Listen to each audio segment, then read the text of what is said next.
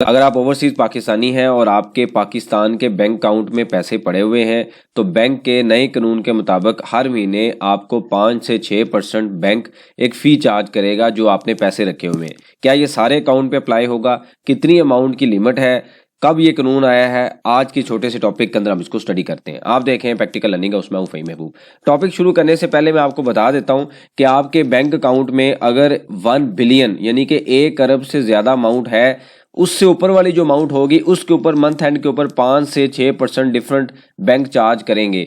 तो अगर आपके अकाउंट में पैसे कम है या ट्रांजैक्शन कम है तो आप ये लेक्चर ना देखें, हो सकता है आपका जो टाइम है वो ज़ाया हो, लेकिन इन्फॉर्मेशन के लिए आप इसको देख सकते हैं। तो एक नया रूल है जो बैंक की तरफ से आया है, यहाँ पे मैं थोड़ा सा आपको दिखा देता हूँ कि ये मिज़ान बैंक का मैंने एक स्क्रीनशॉट लिया है और बाकी भी सारे बैंकों का ऐसे ही है। तो यहाँ पे लिखा हुआ है कि 1 बिलियन से ऊपर जो अमाउंट होगी इंक्लूडिंग फॉरेन करेंसी। अब ये बड़ा इंपॉर्टेंट है कि आप जो आल अकाउंट में आता है, सेविंग अकाउंट भी आ जाता है और करंट अकाउंट भी आ जाता है। और फॉरेन करेंसी का मतलब है कि अगर आपका कोई फॉरेन करेंसी में अकाउंट है, नॉर्मली लोग यूएसडी में अपना अकाउंट रखते हैं, पाकिस्तान में बाहर से यूएसडी भेजते हैं और यहाँ पे यूएसडी में ही ऑपरेट कर रहे होते हैं। तो ये बड़ी अजीब सी बात है कि यूएसडी अकाउंट के ऊपर भी उन्होंने कहा है कि अगर अमाउंट ज़्यादा होगी तो जो ऊपर वाली एडिशनल अमाउंट होगी, मतलब फॉर एग्जांपल 1 अरब और 5 करोड़ है तो 5 करोड़ के ऊपर हम मंथ एंड के ऊपर हर बैंक अपने स्केड्यूल के मुताबिक 5% या 6% चार्ज करेगा। जैसे मिज़ान बैंक ने जो इशू किया है कि 1 अरब से ऊपर अमाउंट होगी तो हम 5% लेंगे। अब कुछ बैंक ऐसे हैं जिन्होंने लिमिट दी है 5 बिलियन की, यानी कि 5 अरब की।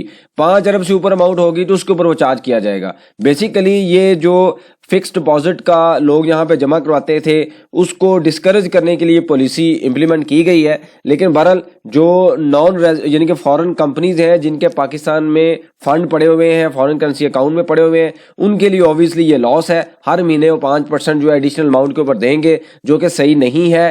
अगर वो एक यूएसडी या फॉरेन करेंसी अकाउंट को यहाँ पे मेंटेन कर रहे हैं जो कि हमारी करेंसी में कंट्रीब्यूशन है, तो अगर आप उसके ऊपर चार्ज करना शुरू कर देंगे तो इनडायरेक्टली वो डिस्करेज होगा, इन्वेस्टर यहाँ पे पैसे इन्वेस्ट नहीं करेगा। तो ये बेसिकली एक क्वेश्चन आ रहा था कि क्या ये लोकल बैंक्स के ऊपर, तो ऐसा बिल्कुल नहीं है। ये अगर आप मिज़ान बैंक का डॉक्यूमेंट देखें तो यहाँ पे उन्होंने फॉरेन करेंसी का वर्ड यूज़ किया है और सेविंग अकाउंट का वर्ड यूज़ किया है, और इसके अलावा उन्होंने कहा जी कोई भी ऐसा अकाउंट जहाँ पे यूएसडी फॉरेन करेंसी है, यूएसडी हो सकता है, रियाल हो सकता है, दिरहम हो सकते हैं, यूरो हो सकते हैं, कुछ भी हो सकता है, यानी कि पीकेआर के अलावा भी अगर कोई अकाउंट है तो वहाँ पे आपको चार्ज किया जाएगा। तो रोशन डिजिटल के ऊपर कुछ स्पेसिफिक मेंशन नहीं है, तो अपेरेंटली लग यही रहा है कि रोशन डिजिटल के ऊपर ये कानून जो है अप्लाई नहीं होता। तो ये काफ़ी दिनों का डॉक्यूमेंट आया हुआ है। और दूसरा ये कि जुलाई से दिसंबर तक ये इफेक्टिव है, और इसके ऊपर हमने लोकल जो है लेक्चर देख लिया था, जो लोकल रेजिडेंट है, तो काफ़ी नॉन रेजिडेंट के क्वेश्चन आ रहे थे कि ये रूल हमारे ऊपर अप्लाई होता है कि नहीं होता। तो मैंने स्टार्ट में आपको बता दिया कि अगर आपकी अमाउंट इससे कम है तो आप इसको इग्नोर कर दें, आपके ऊपर अप्लाई नहीं होगा।